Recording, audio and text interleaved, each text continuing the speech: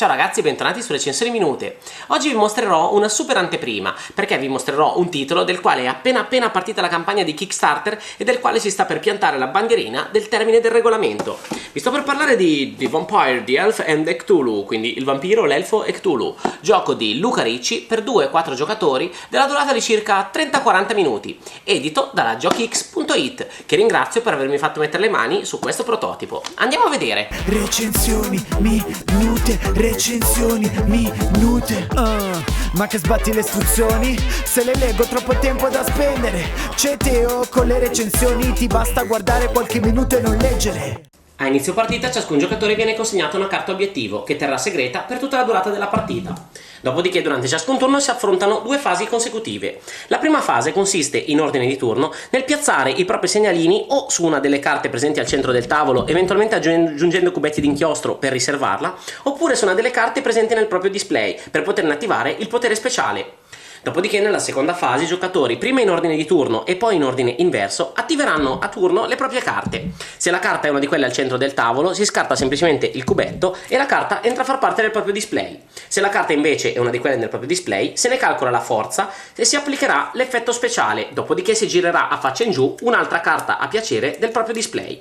Come si calcola la forza della carta? Contando il numero di simboli in basso a sinistra e moltiplicandolo per il numero di simboli in basso a destra tra tutti quelli presenti nelle proprie carte. Nel mio caso ho 1, 2, 3 elfi per 1, 2 spade, quindi la forza di questa carta è 6. Ora, attraverso delle tabelle, semplicemente si spenderanno i punti forza della carta per pescare nuove carte dai mazzi al centro del tavolo, per girare a faccia in su delle carte presenti nel mio display, per guadagnare nuovi cubetti di inchiostro, per confrontarsi con un avversario e, se la forza della carta che sto utilizzando è superiore a quella dell'avversario, potrò girare a faccia in giù nel suo display una o più carte. Infine potrò decidere di inserire una delle mie carte all'interno della storia che si sta componendo. Si calcola sempre la forza e, nel caso nessun avversario abbia una forza superiore per poter contrastare quello che sto facendo, sceglierò una delle mie carte e la piazzerò nella storia. La storia ha esattamente 4 spazi e quando è completa la partita termina e si fanno i punti vittoria in base ai colori presenti, se sono al posto giusto, e per i simboli presenti sulla carta se rispecchiano la mia carta obiettivo. Va da sé che chi ha più punti vittoria è il vincitore.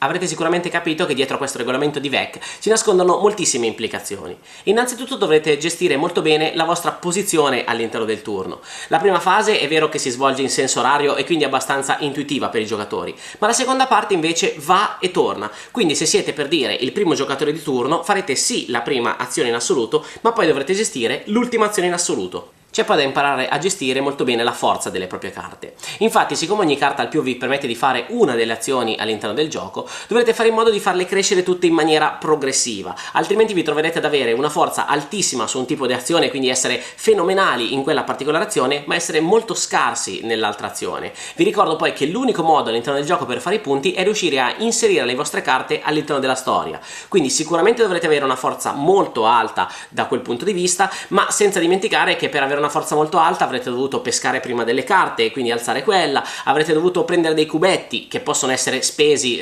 chiudendoli nel pugno di nascosto per aumentare la forza di una vostra carta, dovreste aver girato a faccia in su le carte perché ogni attivazione di una carta vi costringe a girare a faccia in giù una carta. Insomma, dietro a ogni singola carta che avete preso si nasconde l'esito della vostra partita. Vi sto quindi dicendo che questo VEC non può essere sicuramente proposto a tutti quanti, è un gioco che va proposto a giocatori assidui, che potranno trovarlo in qualche modo una sorta di filler molto interessante. La durata è contenuta, ma come vi stavo spiegando le decisioni da prendere sono molto consistenti. Parlando di materiali, ovviamente non ho di fronte a me i materiali definitivi, ma posso sicuramente affermare che il gioco sarà facilmente trasportabile. Si tratta in fondo di un mazzo di carte e una manciata di token. Allo stesso tempo però il gioco sul tavolo si presenta come un vero e proprio board game, occupa un buono spazio e anche di fronte a voi avrete un bel display di carte. In sostanza vi dimenticherete un po' di avere un semplice gioco di carte. Visto che vi ho detto che si tratta di un gioco per gamer, vi starete magari domandando quanto possa incidere la fortuna all'interno della partita. Sicuramente c'è una dose di fortuna nel piazzare le 4 carte all'interno della novella.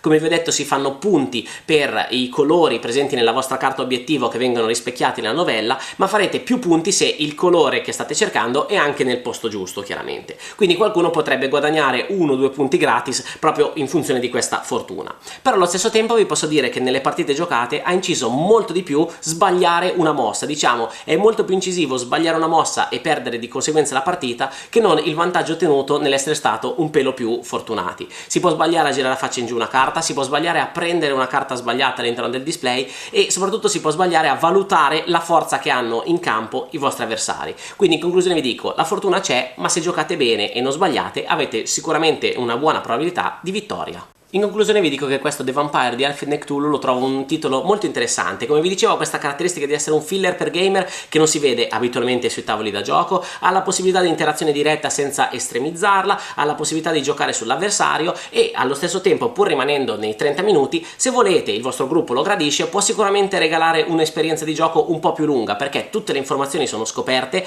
tranne i cubetti, ma in qualche modo riuscite a tracciarli all'interno della partita, e quindi se volete davvero fare una partita un po' più pensierosa e calcolosa, in questo VEC potrete trovare il modo di farlo. Vi invito quindi a una prova se lo trovate sui tavoli da gioco, so che in giro per l'Italia ci sono tantissime demo e vi dico ciao e alla prossima!